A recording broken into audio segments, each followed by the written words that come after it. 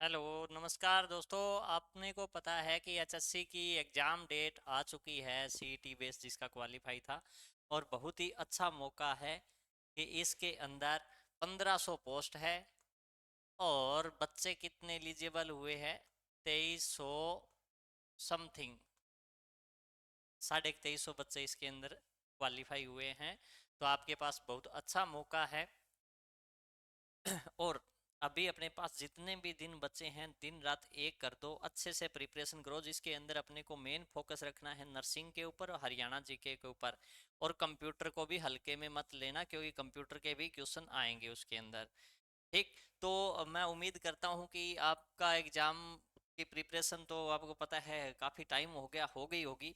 क्योंकि काफ़ी बच्चों की तो ये भी प्रॉब्लम है कि सर एग्जाम की डेट तो बहुत जल्दी आ गई। बहुत जल्दी नहीं आई है, 2 साल से आई है।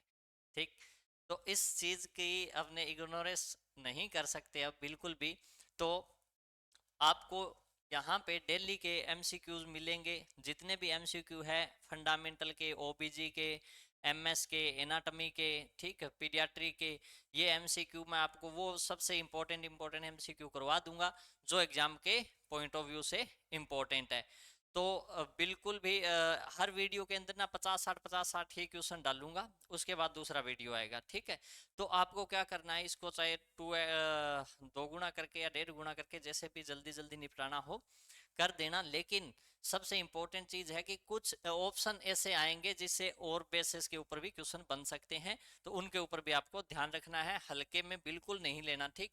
और इसी के साथ कुछ बच्चे जो ऑनलाइन परचेज करेंगे और है तो अपनी जो ऐप है एकेडमिक ऐप, उसके ऊपर अभी जिसके अंदर क्या है, हरियाणा जीके के भी अपने काफ़ी वीडियोस डाल रखे हैं, कंप्यूटर के भी है, नर्सिंग के भी है, हर सब्जेक्ट के है। और उसके अंदर पेपर के सॉल्यूशन भी है काफ़ी सारे। तो जितना भी टाइम है आपके पास, आप इसको आराम से कर सकते हो। सफल ऐप से प्ले स्टोर के ऊपर आपको ऐप मिल जाएगा जिसका परचेजिंग रेट है वो बिल्कुल ही लो कर दिया गया है। ऑफर सब सिर्फ लिमिट समय के लिए है, 999 रुपए के अंदर। कहने का मतलब 100 रुपए पर डे के हिसाब से भी अगर खर्चा करोगे तो आप 70,000 रुपए के मालिक बन सकते हो। तो अभी आपने ज्यादा टाइम न लेते हुए चलते हैं क्वेश्चन के ऊपर। तो क्वेश्चन के अंदर पहला क्वेश्चन है कि during ABG analysis blood is collected from. अब एबीजी एनालिसिस, जब भी पेशेंट के आर्टेरियल ब्लड गैसेज की दिक्कत होती है तब अपने आर्टेरियल ब्लड गैसेज का सैंपल लेने के लिए जो ब्लड लेंगे वो हमेशा किससे लेते हैं? आर्टरी से लेते हैं। किससे लेंगे? आर्टरी से। आगे बात सुने। उसके बाद नेक्स्ट क्वेश्चन की बात है। तो नेक्स्ट क्वेश्चन कह रहा है cessation of breathing for a short period. Short period के टाइप जो अपना सांस है वो अचानक रुक जाता है, स्टॉप हो जाता है, उसे अपने क्या बोलेंगे? तो उसे बोलेंगे एपनिया। क्या बोलेंगे? एपनिया। और डिजनिया है, ये डिफिकल्टी होती है ब्रीदिंग के अंदर, ठीक। ब्रेडिपिनिया का मतलब रेस्पिरेटरी रेट क्या हो जाएगी? कम हो जाएगी। क्लियर। उसके बाद नेक्स्ट क्वेश्चन है। नेक्स्ट क्वेश्चन के अंदर ये कह oxygen saturation measured by. Oxygen saturation आपको पता है किससे लेंगे? तो पल्स ऑक्सीमीटर से। किससे लेते हैं? पल्स ऑक्सीमीटर से। और ये 90 से 100 तक के बीच में आना चाहिए अपना सेचुरेशन, तो ये नॉर्मल है, ठीक है। 80 से अगर डाउन आ रहा है तो सीवियर कंडीशन होती है। बाकी थर्मामीटर तो टेम्परेचर कंट्रोल करने के लिए आ जाएगा, ठीक है भाई। और मैनोमीटर है ये। अब देखो नेक्स्ट क्वेश्चन। नेक्स्ट क्वेश्चन के अंदर ये कह रहा है a nurse assess the patients respiratory status. कि किसी पेशेंट का रेस्पिरेटरी स्टेटस है वो असेस कर रही है। विच of the following symptom B early indicator of hypoxia in unconscious patient. कि अनकॉन्शियस पेशेंट के अंदर हाइपोक्सिया होने का क्या कारण है? और ये पीछे से पीछे वाले एग्जाम के अंदर पूछा भी गया था। तो देखो इसके अंदर दो चीजें आती है। अगर अनकॉन्शियस पेशेंट के अंदर रेस्टलेसनेस भी होता है, क्या होता है? रेस्टलेसनेस भी होता है। और कई जो रिकमेंड कर लेते हैं कि सर इसको ना साइनोसिस बोलेंगे। तो अब इस क्वेश्चन का आंसर अगर एचएससी के एग्जाम में आए तो आपको बड़े विवेक से देना है, क्योंकि इसमें प्रायोरिटी किसकी रहेगी? रेस्टलेसनेस की। क्लियर। तो इस चीज का ध्यान रखना है आपको, बड़ा ही सोच समझ के देना है इस क्वेश्चन का आंसर। उसके बाद ये कह रहा है priority attention required for an unconscious patients. कि अनकॉन्शियस पेशेंट है उसकी आप केयर कर रहे हो तो आपकी प्रायोरिटी क्या रहनी चाहिए? तो आपकी प्रायोरिटी रहनी चाहिए उसके न्यूट्रिशन की, एलिमिनेशन की, एक्सरसाइज की, या फिर एयरवे पेटेंसी, तो उसका एयरवे है वो पेटेंट होना चाहिए, क्योंकि अनकॉन्शियस पेशेंट में रेस्पिरेशन सीज होगा, एयरवे अगर ब्लॉक होगा वो टंग की वजह से होता है। क्लियर। उसके बाद नेक्स्ट क्वेश्चन है, नेक्स्ट क्वेश्चन के अंदर ये कह रहा है, नेक्स्ट क्वेश्चन के अंदर ये कह रहा है which position should be given to a patient recovering from general anaesthesia, की जनरल एनास्थीजिया से कोई पेशेंट है वो रिकवर हो रहा है, तो उसको अपने कौन सी पोजीशन देनी है, तो उसको कौन सी पोजीशन देंगे। क्वेश्चन के ऑप्शन आपके सामने है बिल्कुल। ओके तो कौन सी पोजीशन आ जाएगी पेशेंट की इसके अंदर, कि रिकवरी हो रही है जनरल एनास्थीजिया से, तो इसके अंदर आप है ना देखो हमेशा ना साइड लाइन पोजिशन ही बेटर रहती है। कई बार ऐसा होता है कि पेशेंट को अपने सुपाइन पोजीशन भी और प्रोन पोजीशन भी दे देते हैं, वो स्पेशल कंडीशन के अंदर होगी कि उसके सर्जरी किस टाइप की हुई है। ठीक है भाई, बैक की हुई है, फ्रंट की साइड से इंसिजन लगा हुआ है, लेकिन बेटर पोजीशन क्या है, साइड लाइन पोजीशन रहती है। क्लियर। उसके बाद ये कह रहा है कि dextrose 5% saline 1000 ml is ordered for a patient to run 8 hours. A drip set with the drop factor is 15. अब इसके अंदर क्या है, अपने को फ्लूइड कैलकुलेशन करना है। फ्लूइड कैलकुलेशन करने का फॉर्मूला होता है टोटल फ्लूइड इन्फ्यूजन, कि अपने कितना इन्फ्यूज करना है, भाग दे देंगे इसे टाइम इनटू मिनट के हिसाब से, और गुणा कर देंगे ड्रॉप फैक्टर से। ड्रॉप फैक्टर के अंदर भी दो होते हैं, एक मैक्रो होता है एक माइक्रो होता है। माइक्रो है बच्चे के लिए यूज करते हैं जिसके अंदर 60 ड्रॉप होते हैं, और मैक्रो है वो अडल्ट के लिए यूज करते हैं जिसमें 15 ड्रॉप होते हैं। क्लियर। तो ड्रॉप फैक्टर इसने दिया हुआ है, ठीक है भाई। तो टोटल इन्फ्यूज फ्लूइड कितना है अपना 1000 ml, ठीक। और टाइम इनटू मिनट कितनी देर में लगाना है, 8 घंटे में लगाना है, तो 8 घंटे को अपने मिनट में कन्वर्ट कर देंगे, और इसको ड्रॉप फैक्टर कितना है 15। आगे बात सुने, तो इसको काट देंगे अपने 15 चौका 60, ठीक। और फिर इसको काट देंगे 1000 से, तो कितना आ जाएगा 250,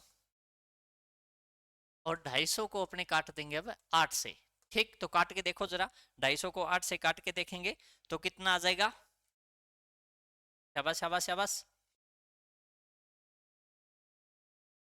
कितना आ जाएगा। अब कहेंगे कि सर हमारा तो 41 आ रहा है, कईयों का 21 आ रहा है, ठीक है। 8 दिया 24, बच गया कितना, 1 10 31 एक ड्रॉप आएगा। क्लियर। इस प्रकार ध्यान रखना है। उसके बाद ये कह रहा है नेक्स्ट क्वेश्चन के अंदर, while receiving blood transfusion the patient develop chills and headache. Patient को जब भी अपने बेटी ब्लड ट्रांसफ्यूजन करते हैं तो उसके अंदर ये कह रहा है चिल्स और हेडेक की प्रॉब्लम आ रही है, इसका मतलब उसके क्या होगी, एलर्जिक साइन हो सकते हैं, तो अपने क्या करेंगे, तुरंत स्टॉप करना है। ठीक है भाई। जब भी ये बात हो ना, कोई इन्फेक्शन हो, फ्लूइड ओवरलोड होने के चांस हो, ठीक है भाई, कैल्शियम कम हो, या फिर हाइपरकेलीमिया हो, कुछ ऐसी अगर कंडीशन आ रही है, तो उसके अंदर हमेशा अपने क्या करेंगे, स्लो करेंगे। लेकिन अगर एलर्जिक रिएक्शन आए या ब्लड ट्रांसफ्यूजन रिएक्शन आ जाए, तो उसके अंदर हमेशा क्या करेंगे, अपने स्टॉप करेंगे। क्लियर। उसके बाद नेक्स्ट क्वेश्चन है, विच of the following is the independent nursing function. Independent स्वतंत्रता पूर्वक एक नर्सिंग ऑफिसर क्या काम कर सकता है, तो भाई स्वतंत्रता पूर्वक तो आपको दिख ही रहा है, एक अपने हेल्थ एजुकेशन ही दे सकते हैं, यही है ले दे के बसी हुई। ठीक है भाई।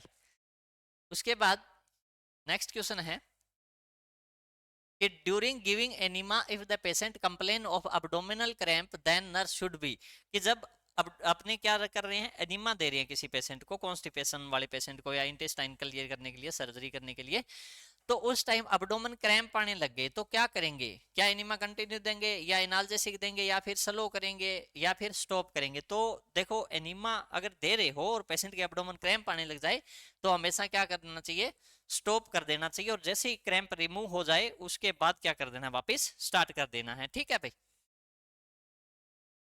स्लो नहीं करेंगे रे, क्योंकि आपको पता है क्रैम्प आ रहे हैं, उसको स्लो कर दें तो क्या क्रैम्प नहीं आएंगे।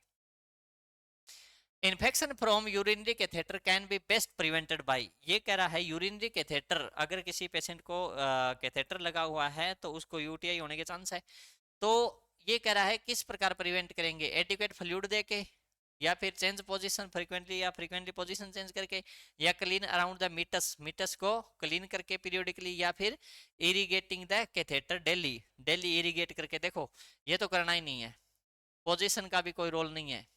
फ्लूइड अगर यूटीआई है, कैथेटर नहीं लगा हुआ, पेशेंट को यूटीआई है, कैथेटर नहीं लगा हुआ, तो उस टाइम आप क्या कर सकते हो, फ्लूइड ज्यादा दे सकते हो, क्योंकि फ्लूइड देते हैं तो उससे इन्फेक्शन यूटीआई होने के चांस कम हो जाते हैं, ठीक है भाई।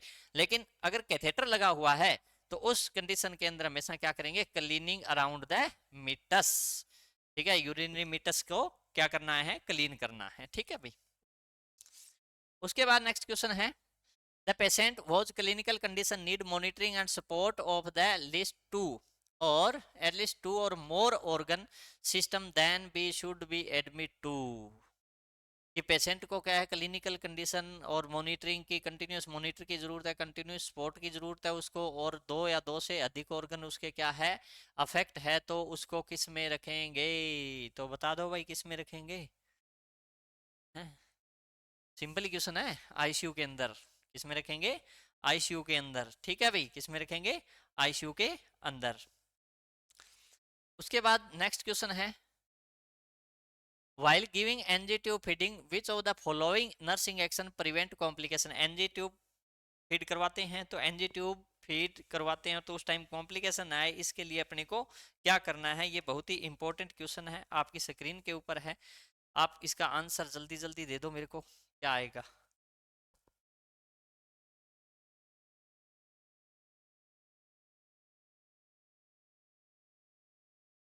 लास्ट वाला नहीं दिख रहा क्या, अभी ठीक करते हैं, ये देखो अभी नहीं आ रहा, अब आएगा, ठीक, देख लो क्या है।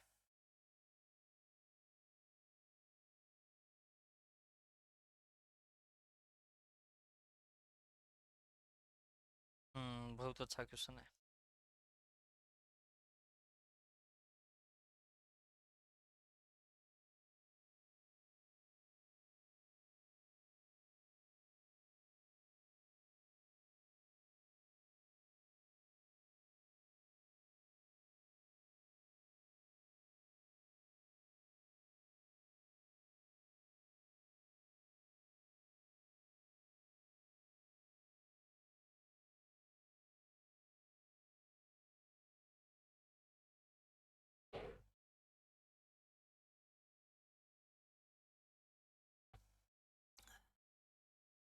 बताओ कौन सा आएगा।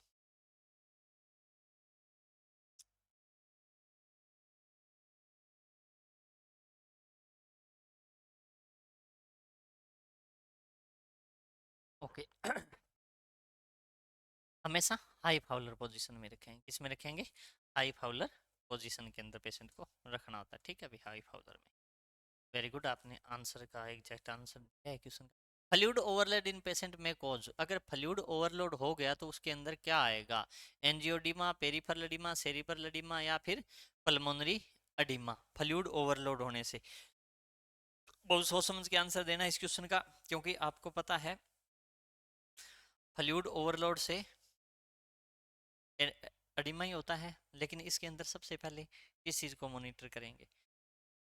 हाँ बड़ा ही मतलब ये ना क्वेश्चन आपको पता है कैसे दिया, ABC प्रायोरिटी के हिसाब से, क्योंकि सबसे पहले क्या होता है, पल्मोनरी एडिमा ही होता है, ठीक, हाँ पल्मोनरी एडिमा। अब उसके बाद नेक्स्ट क्वेश्चन है, insulin administer usually by, insulin आपको पता है हमेशा किस वे से देंगे, सबकुटेनियस देंगे, और इंसुलिन आपको पता है हमेशा अपने जैसे ही अगर वो स्टोर है तो इंसर्ट करने से, इंजेक्ट करने से पहले उसे रूम टेम्परेचर पे ले आना चाहिए, ठीक है भी। और इंसुलिन अब्डोमन जो है एरिया उसके ऊपर सबसे ज़्यादा दिया जाता है, अब्डोमन साइड पे, क्योंकि वो लार्ज साइड होती है, अब्जॉर्प्शन अच्छा हो जाता है। और अगर इंसुलिन देना है बार बार तो पहली बार इंसुलिन दिया है वहां से 1.5-2 सेंटीमीटर एरिया छोड़ के देना चाहिए, ताकि उसके अंदर लिपोडिस्ट्रोफी न हो, क्लियर। उसके बाद नेक्स्ट क्वेश्चन है, to obtain urine sample for a culture from urinary collecting system how the nurse will have collect sample। देखो अपने को यूरिनरी सैंपल लेना है, तो यूरिनरी सैंपल अपने को किस प्रकार लेना है? अगर डायरेक्ट दिया हो तो एक सबसे बेटर रहता है मिड स्ट्रीम यूरिन, ठीक है, या नीडल एस्पिरेशन, या एम्प्टी यूरिन बैग करके, या कोलेक्ट फ्रॉम कैथेटर, या disconnect the bag and collect. कौन सा करेंगे इस ऑप्शन के अकॉर्डिंग, कौन सा करेंगे? तो हमेशा ना सुप्राप्यूबिक एस्पिरेशन सबसे अच्छा मेथड होता है, ठीक है भाई, यूरिन सैंपल लेने का। उसके बाद ये कह रहा है sensitivity and reaction of the drug, sensitivity and reaction of the drug is tested by administer the drug. अब आपको पता है कोई भी एएसटी एंटीबायोटिक सेंसिटिविटी करते हैं और है, तो हमेशा अपने क्या करते हैं, इंट्राडर्मली इंजेक्शन लगाते हैं। इंट्राडर्मल इंजेक्शन लगा के 10-15 मिनट तक ऑब्जर्व करते हैं उस साइड के ऊपर इन्फ्लामेशन या किसी प्रकार की पेन, स्वेलिंग, रेडनेस आ रही है या नहीं आ रही, फिर ही अपने ब्रॉड स्पेक्ट्रम एंटीबायोटिक उसे देनी है। एएसटी टेस्ट भी बोलते हैं इसे, ठीक। ओके, उसके बाद अपने नेक्स्ट क्वेश्चन की बात करेंगे। पेज कंप्लीट हो गए, एक बार मैं थोड़ा सा इनको क्लियर कर देता हूँ। बस आप लगे रहो और इनका रिवीजन करते रहो, ऐसे ही क्वेश्चन आपको आएंगे एचएससी के अंदर, ठीक है। वहां जाके ऐसे नहीं देखना ये तो हमने पढ़ा ही नहीं, क्योंकि 2 साल से पेपर आया है। अच्छे कर्मा वाले हो आप, लगोगे।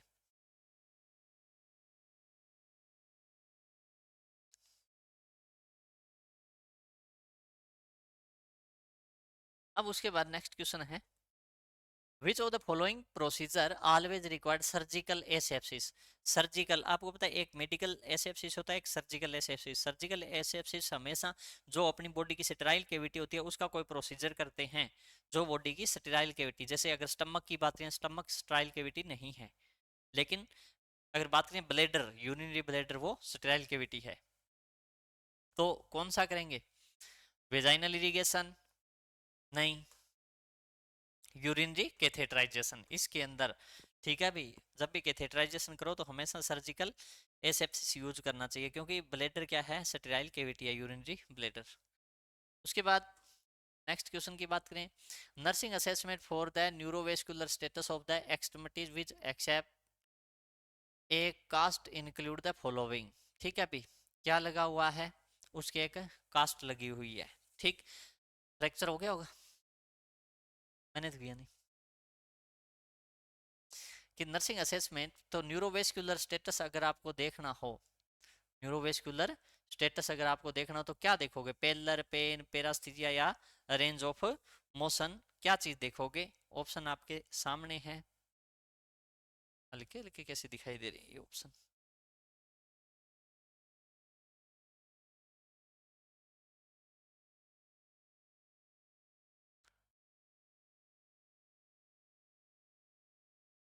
हाँ,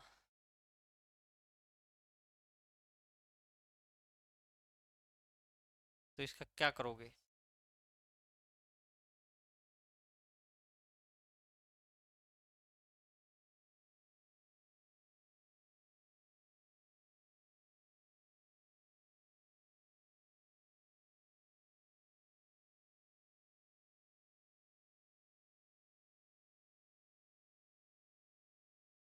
ये नहीं, देखो सुनो, पेन होगा टास्क, ये कास्ट है वो टाइट हो गई, लेकिन क्वेश्चन के अंदर आपको पता है चीज क्या है, न्यूरो और वेस्कुलर, मतलब जिससे क्या है, सेंसेशन भी प्रॉपर चले, मूवमेंट भी प्रॉपर हो, और ब्लड सर्कुलेशन भी बेटर हो। अगर वेस्कुलर देखा जाए तो आपको पता है पेलर भी आ सकता है, क्योंकि कलर चेंज हो जाएगा, है ना।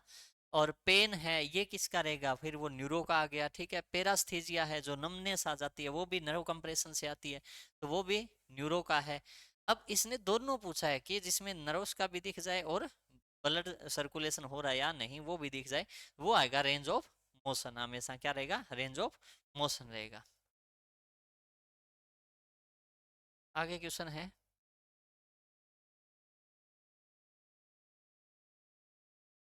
टेक्योस्टमी करते हैं, कौन सी रिंग में डालेंगे? बहुत अच्छा क्वेश्चन है ये, आप मेरे को बताना, कैफे एग्जाम के अंदर आ जाता है, ठीक है। ये आप लोगों के लिए है, कुछ तो मेहनत आप लोगों को करनी है ना। अब उसके बाद ये कह रहा है, all the following nursing intervention are correct when using jet track method of injection except. कि जब आप जेट ट्रैक मेथड से इंजेक्शन लगा रहे हो, जेट ट्रैक मेथड से आयरन का इंजेक्शन लगता है, ठीक है अभी। तो कौन सी चीज सही है एक को छोड़ के? Prepare the injection site with alcohol, use the needle that is at least 1 inch long, aspirate the blood before injection, रब the site vigorously after the injection. Very good, बहुत अच्छा क्वेश्चन है। आयरन का इंजेक्शन लगाने के बाद आपको क्या इसमें नहीं करना है, ठीक है भाई।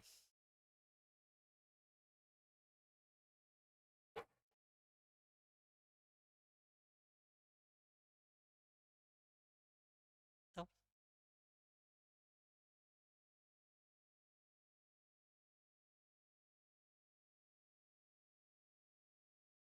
ठीक है, पहला ठीक है, दूसरा भी ठीक है, तीसरा भी ठीक। रब तय विगर्सली रब नहीं करना चाहिए, क्योंकि आयरन की अगर मान लो लीकेज हो जाए, तभी तो ये जेट ट्रैक से लगाते हैं ताकि आयरन लीक ना हो। क्योंकि अगर आयरन मान लो लीक हो जाता है तो उस कंडीशन के अंदर वो स्किन के अंदर क्या है, इरिटेशन कर देता है जहाँ आपने इंजेक्ट किया है, ठीक, इसलिए ये काम नहीं करना। उसके size of the IV cannula in goes use for neonate, neonate के लिए कौन सा यूज करोगे? नियोनेट के लिए कौन सा यूज करते हैं? बता दो बता दो बता दो, जल्दी जल्दी बता दो। बच्चों के लिए कौन सा यूज करते हैं, है ना? और कलर भी ध्यान रखना इसके, ठीक है, कलर भी आपको आने चाहिए, ठीक है।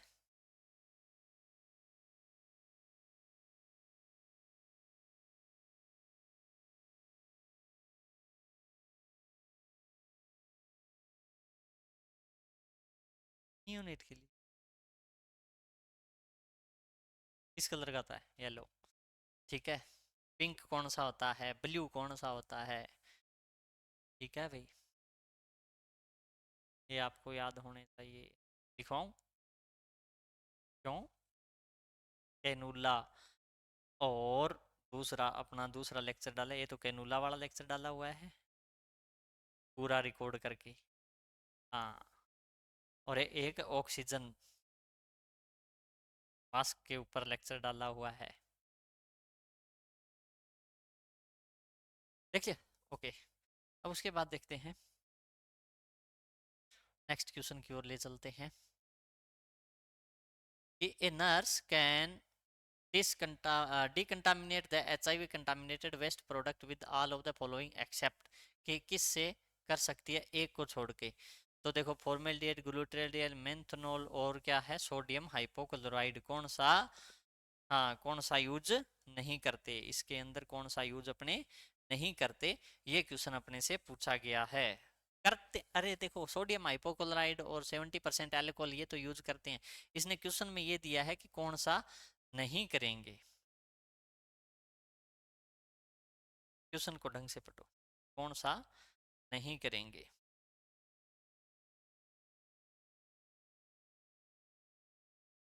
बाकी तो आपको लग रहे हैं, लेकिन एक ही तो है अलग, अलग तो एक ही दिख रहा है, ये वाला, समझ गए? उसके बाद नेक्स्ट क्वेश्चन है जिसके अंदर which of the most appropriate time for the nurse to obtain a sputum specimen और कल्चर, ठीक है। अभी स्पुटम लेने का टाइम पूछा है, तो स्पुटम लेने का सबसे अच्छा टाइम कौन सा होता है? Early morning, very good. Urine का मिड स्ट्रीम होता है और स्पुटम का अर्ली मॉर्निंग, ठीक।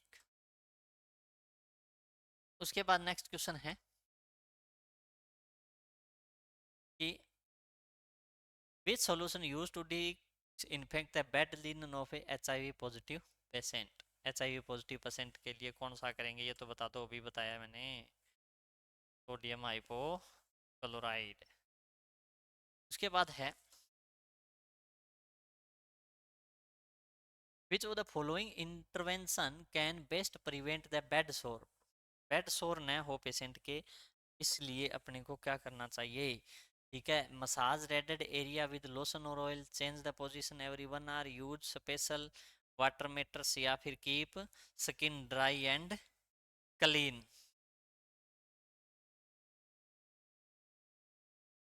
तो कौन सा करेंगे इसके अंदर?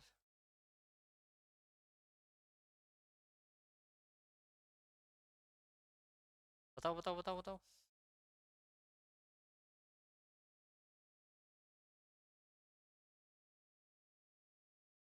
गड़बड़ होगी ना।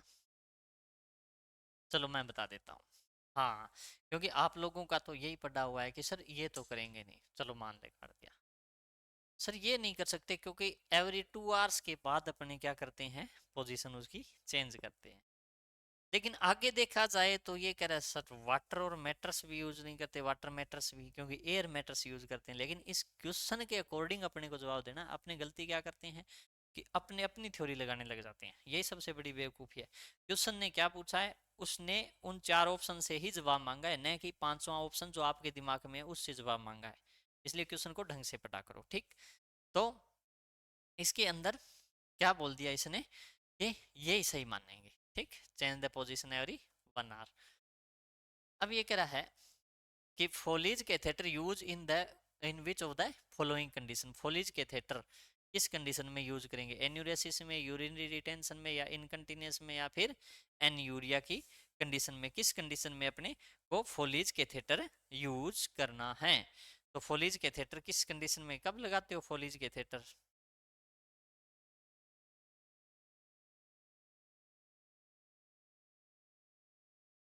जब यूरिन पास आउट नहीं होगा तभी तो करेंगे ना। एन्यूरेसिस के अंदर तो जरूरत ही क्या है, कपड़े गंदे ना हो। वेरी गुड, क्या आइडिया लगाया आपने, बहुत आगे जाओगे। अब उसके बाद है fumigation of the lab is done to kill. Fumigation किसके लिए यूज करते हैं, बैक्टीरिया को, वायरस को, फंगस को, या फिर रोडेंट को, किसको क्लियर करने के लिए अपने लैब का फ्यूमिगेशन करते हैं। वेरी गुड वेरी गुड, बताओ बताओ तो।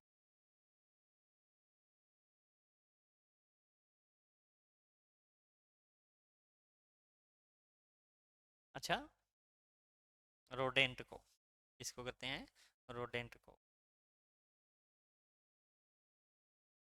कोई जरूरी थोड़ा ये 1 किलो जाते हैं। अब उसके बाद नेक्स्ट क्वेश्चन आपकी स्क्रीन के ऊपर है कि which vital sign change is the most likely indicator of hypertension. कि कौन सा ऐसा वाइटल साइन है जो अपने को ये शो करता है कि भाई हाइपर टेंशन है, ठीक है। Narrow pulse pressure, irregular pulse, fluctuation systolic BP या डायस्टोली बीपी एक्सीड, हाँ कितनी बढ़ जाए तो, ठीक है। तो कौन सा रहेगा।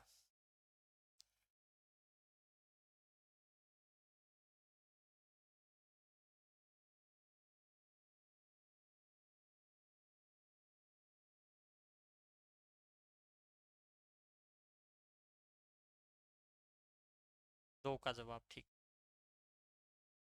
डायस्टोली बीपी 90 है, इसका मतलब उसे हाइपरटेंशन है। थोरासेंटेंसिस मींस, थोरासेंटेंसिस का मतलब क्या होता है, थोरासेंटेंसिस में क्या करते हैं। थोरासेंटेंसिस जैसे मान लो हाइड्रोथोरेक्स न्यूमोथोरेक्स हुआ, तो उस कंडीशन में क्या करेंगे, अपने नीडल प्लूरल स्पेस के अंदर इंसर्ट करके क्या करते हैं, फ्लूइड को निकालेंगे। अगर उसे हाइड्रोथोरेक्स हुआ है तो, और न्यूमोथोरेक्स हुआ है तो एयर को निकालते हैं। एयर को निकालनी हो सेकंड थर्ड रिब से दे देंगे, और या फिर अगर हाइड्रोथोरेक्स है तो सातवीं और आठवीं, या फिर आठवीं और नौवीं के बीच से भी निकाल सकते हो, इंटरकोस्टल स्पेस से, ठीक। तो थोड़ा सेंटेंस का मतलब क्या है, फल केविटी से, प्लूरल केविटी से फ्लूइड और एयर को निकालना। वेरी, अब उसके बाद ये कह रहा है humidified oxygen is administered by tracheostomy after a laryngotomy because. ये कह रहा है लेरिंग्स निकाल दिया, लेरिंगटमी कर दी, अब क्या कर दिया, अपने को ट्रेकियोस्टमी ट्यूब डाली हुई है। अब उस ट्रेकियोस्टमी ट्यूब से आप क्या कर रहे हो, एयर ऑक्सीजन दे रहे हो, तो वो ऑक्सीजन आप ह्यूमिडिफाई क्यों करोगे, क्योंकि अपना नोज है वो क्या काम करता है, मॉइस्चर का काम करता है। एयर को क्या करता है, मॉइस्चर करता है, ऑक्सीजन को मॉइस्चर करता है, ठीक। लेकिन आपने क्या कर दिया, अपर एयरवे को तो क्या है, कनेक्शन ही कट कर दिया लेरिंगोटमी करके। अब क्या है, लोअर एयरवे से ऑक्सीजन जा रही है, अगर वो ऑक्सीजन क्या हुई, ड्राई हुई, तो वो डेफिनेटली क्या करेगी, ट्रेकिया की म्यूकस मेम्ब्रेन को बर्न भी कर सकती है, इरिटेट कर सकती है, और सल्फ ऑफ कर सकती है उसको, ठीक। इसलिए अपने को क्या करना चाहिए, उसे ह्यूमिडिफाई ऑक्सीजन देनी चाहिए। क्लियर। क्योंकि अपर एयरवे का अब रोल ही नहीं रहा है, अपर एयरवे डिस्कनेक्ट हो चुका है।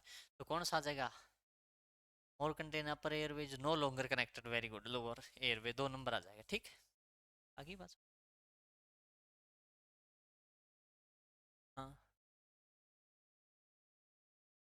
हाँ बिल्कुल, बिल्कुल कर सकता है। नोज के फंक्शन पढ़ना। हाँ, कोका डालने के काम नहीं आता है, और भी काम। कार्टून।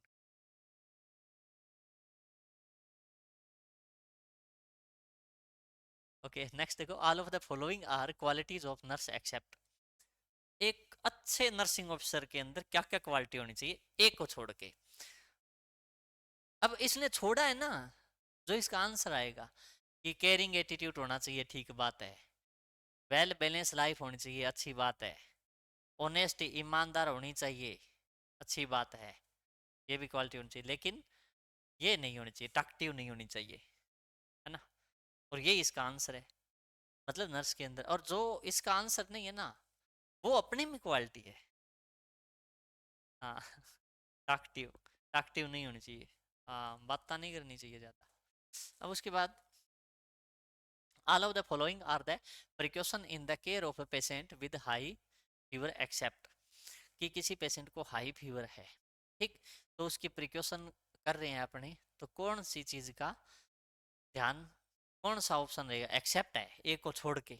तो never leave a patient with high fever alone, rigors and convulsion में occur at any time, administer antibiotic, tepid cold sponging is not useful in patient not responding to antipyretic, कि जिसके अंदर मान लो एंटीपायरेटिक दे रहे हैं वो response ही नहीं कर रही, ठीक है, तो उसके लिए टेपिंग बात भी नहीं करेगा। तो बताओ इसके अंदर क्या आंसर आएगा, वेरी गुड, इंटेलिजेंट। बताओ बताओ बताओ।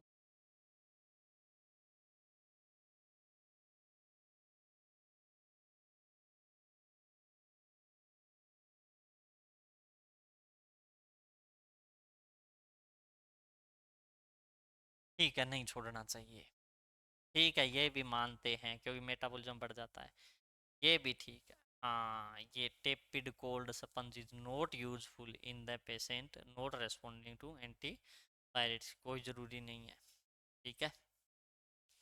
ये आंसर आ जाएगा लास्ट, डी वाला। अब उसके बाद अगर बात करें, ये कह रहा डी एक्स, डी एक्स का मतलब क्या है, डेट ऑफ डायग्नोस या डायग्नोसिस या डेथ ऑफ पेशेंट या ट्रीटमेंट। तो क्या आएगा, डी एक्स का मतलब होता है, ये होते हैं ना जैसे डॉक्टर लिखता है आर एक्स, आर एक्स का मतलब क्या है, ट्रीटमेंट, क्या है, ट्रीटमेंट। इसी प्रकार डी एक्स का मतलब क्या हो जाएगा, डायग्नोज हो जाएगा, क्लियर। छोटे छोटे क्वेश्चन है, बस आप करते जाओ। The minimum score possible in the Glasgow coma scale, minimum score कितना होना चाहिए, क्योंकि 0 नंबर तो दे ही नहीं सकते, है ना। 0 नंबर नहीं देंगे क्योंकि बॉडी तो अवेलेबल है ना उसकी, चाहे वो डेड भी हो। और कौन कहता है डेड है, वो उसका ही गिलास को कोमा करते हैं, कोमा में है वो, डेड नहीं हुआ है, सांस आ रहे हैं उसको, ठीक। तो इसके अंदर मिनिमम स्कोर कितना होता है, तो आपको बताइए, या यही मैं बताऊं, या आप बताओगे, ये लो, ऑनलाइन वालों को बोल, आप लोगों में बताने से क्या होता है? आप तो धुरंधर हो, सर्वशक्तिमान हो, अर्जुन हो। Disposable endotracheal tube can be sterile by using, ठीक है भाई, डिस्पोजेबल, डिस्पोजेबल किस में करेंगे, ईटीओ में, वेरी गुड, ईटीओ में, ईटीओ एथाइल ऑक्साइड के, पेज कंप्लीट हो गए, कर देता हूँ आप।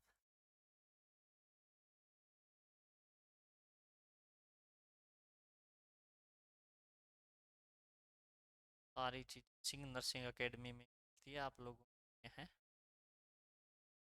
जरूरी भी है।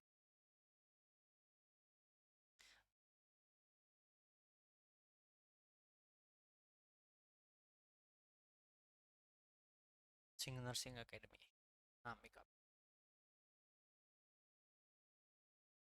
अब उसके बाद अपने बात करते हैं नेक्स्ट क्वेश्चन की, medical record are the property of, medical record किसकी प्रॉपर्टी होती है, हॉस्पिटल की, पेशेंट की, रिलेटिव की, या फिजिशियन की। तो किसकी प्रॉपर्टी होती है मेडिकल रिकॉर्ड? एमडीआर डिपार्टमेंट होता है ना, एमडीआर डिपार्टमेंट।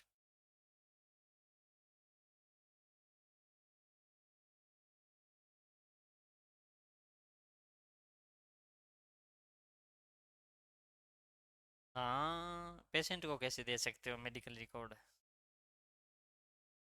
मेडिकल रिकॉर्ड हमेशा हॉस्पिटल की प्रॉपर्टी होती है, कोई रखता है। और वहाँ से आप कितने ही टाइम बाद, अगर 5 साल बाद आपको ज़रूरत पड़ी तो आप तो कह दोगे इसी हॉस्पिटल में इलाज हुआ था, वो कहाँ से देंगे? इसलिए मेडिकल रिकॉर्ड है, जितने भी मेडिकल रिकॉर्ड है वो किसकी प्रॉपर्टी होती है? हाँ, डायरेक्टर की, हॉस्पिटल के डायरेक्टर की। ठीक। अच्छा, टिक भी करना है क्या? ले, बता दिया करो, वैसे बोल तो रहा हूँ, इतना ही समझ में आ जाएगा।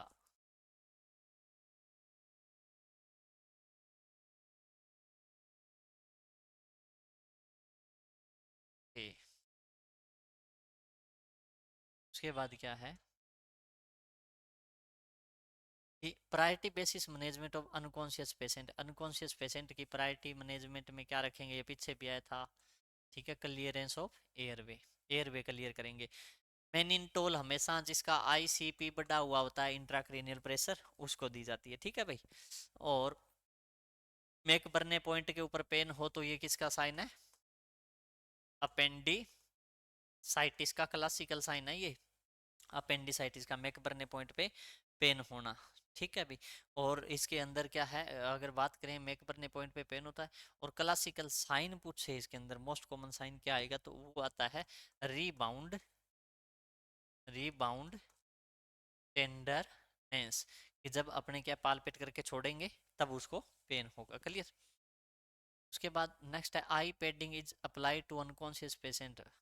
अनकॉन्शियस पेशेंट के अंदर आई पैड क्यों लगाए जाते हैं? ताकि उसके कॉर्निया को अल्सर न हो। ठीक है, कॉर्नियल अल्सर को, ड्राइनेस ऑफ आई को प्रिवेंट करने के लिए अपने आर्टिफिशियल, आर्टिफिशियल टीयर डालते हैं। ठीक है भाई। और पैड लगाते हैं वो किस लिए? लिए कॉर्नियल अल्सर को प्रिवेंट करने के लिए। क्लियर। उसके बाद नेक्स्ट क्वेश्चन है modified risk factor of case of hypertension include all except. अब ऐसा अगर क्वेश्चन आए मॉडिफाइड का या फिर नॉन मॉडिफाइड का, तो इसके अंदर ये देख लेना है कि 3 ऐसे होंगे वो चेंज हो सकते हैं या फिर वो चेंज नहीं हो सकते, और उनमें से एक ऐसा होगा जो या तो चेंज होगा या नहीं चेंज होगा। इतना थोड़ा सा ध्यान रख के अपने दिमाग को काम में लेके, घर का दिमाग है तो ठीक है, और क्वेश्चन का आंसर सही कर देना। एज को चेंज नहीं कर सकते, ओबेसिटी चेंज हो जाती है, साल्ट इंटेक कम ज़्यादा होता है, एल्कोहल इंटेक हो सकता है। तो क्या आ जाएगा आंसर इसका?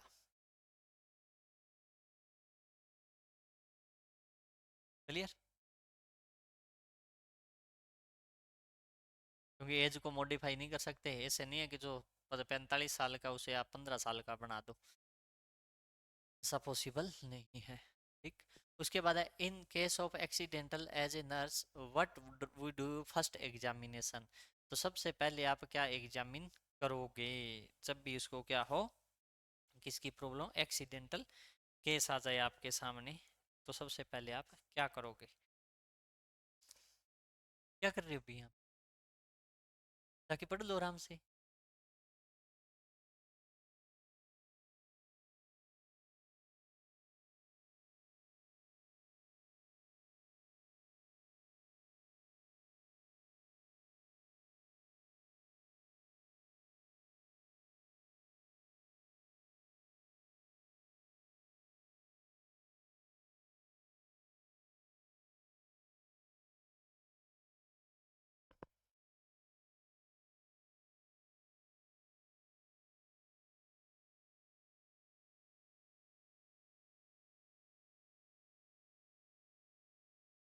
पेटेंट एयर पे, ठीक है।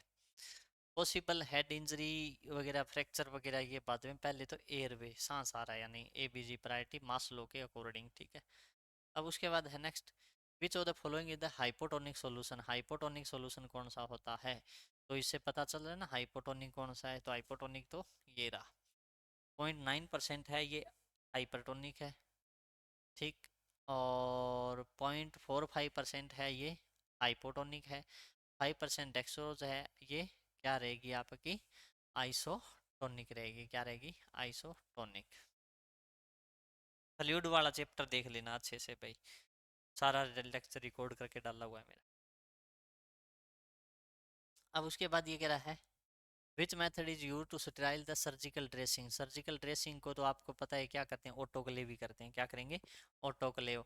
ठीक है, पास्चुराइजेशन है, ये मिल्क का और कल्चर मीडिया का करते हैं। ड्राई हीट स्टरलाइजेशन है, ये अपने ड्राई हीट मेथड है, जिसे क्या बोलते हैं, हॉट एयर ओवन, क्या बोलेंगे, हॉट एयर ओवन बोलते हैं। ठीक है, टेंडनलाइजेशन है, ये प्रक्रिया आजकल होती नहीं है क्योंकि ये टाइम कंज्यूमिंग प्रोसेस है। ठीक, अब उसके बाद है, a patient had an extensive and prolong surgery which electrolyte should be monitor closely. देखो, जब भी पेशेंट की सर्जरी करते हैं ना, तो सर्जरी टाइम सबसे ज़्यादा लॉस होने वाला इलेक्ट्रोलाइट है, वो कौन सा रहेगा, पोटासियम रहेगा। कौन सा रहेगा, पोटासियम रहेगा। ठीक है भाई, ये सबसे इंपॉर्टेंट क्वेश्चन है, काफ़ी एग्जाम के अंदर पूछा जाता है। ठीक है भाई, उसके बाद है, प्लेटलेट काउंट डिक्रीज मार्कली इन। प्लेटलेट काउंट किसके अंदर डिक्रीज होती है, ये तो बता दो, सीजन चला था पीछे, परपेरा, सबके अंदर एपिस्टेक्सिस है ना, dengue haemorrhagic fever, dengue haemorrhagic fever. ठीक है, विषय टाइगर मॉस्किटो बोलते हैं ना, एडिस इजिप्टी, वेरी गुड, जानते हो, डेंगू हेमरेजिक फीवर। ठीक, टाइफाइड के अंदर WBC काउंट बढ़ती है या नहीं बढ़ती, घटती है, क्या होती है, घटती है। आगे बात सुनिए, टाइफाइड है, एंटेरिक फीवर बोलते हैं इसे, साल्मोनेला टाइफाइड से होता है। ठीक, इसके अंदर पी सूप स्टूल आता है, क्या आएगा, P soup stool. Rice water typhoid, rice water आता है कोलेरा के अंदर। ठीक, राइस वाटर स्टूल, और पी सूप स्टूल आता है वो साल्मोनेला टाइफाइड के अंदर आता है। ठीक है, और टाइफाइड के अंदर WBC काउंट कम होती है, और ब्रेडिकार्डिया होता है पेशेंट को, रिलेटिव ब्रेडिकार्डिया। ठीक, ये चीज़ें याद रखना, क्योंकि बाकी सब इन्फेक्शन के अंदर क्या है, टेकिकार्डिया होता है, लेकिन एक ये टाइप ऐसा है जिसके अंदर क्या होगा, ब्रेडिकार्डिया होगा। आगे बात सुनिए, अब उसके बाद बात करें अपने नेक्स्ट की, during perineal operation patient is kept in, कौन सी पोजीशन के अंदर रखेंगे, पेरिनियल, पेरिनियल मतलब पेरिनियम पार्ट जानते हो, जेनाइटल पार्ट, जेनाइटल पार्ट का अगर अपने क्या कर रहे हैं, सर्जरी कर रहे हैं, तो कौन सी पोजीशन इसके अंदर रखनी है।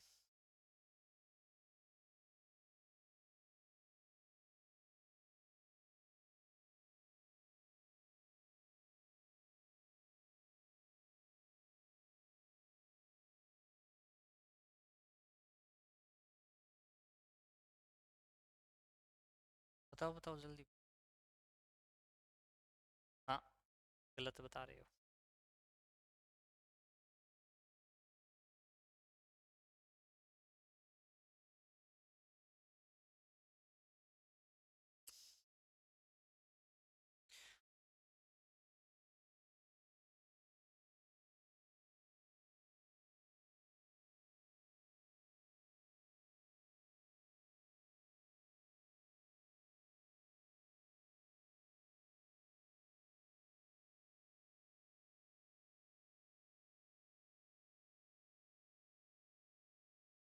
शाबाश शाबाश शाबाश, सोचो, मैं पानी पी रहा हूँ।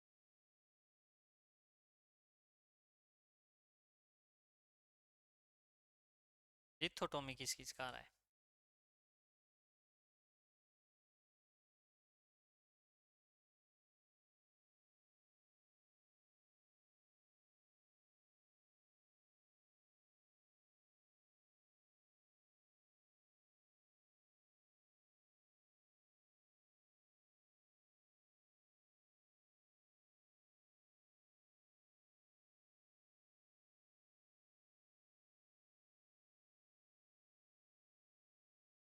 ठीक है, जिन जिन का लिथोटोमी आ रहा है वो पास है सारे।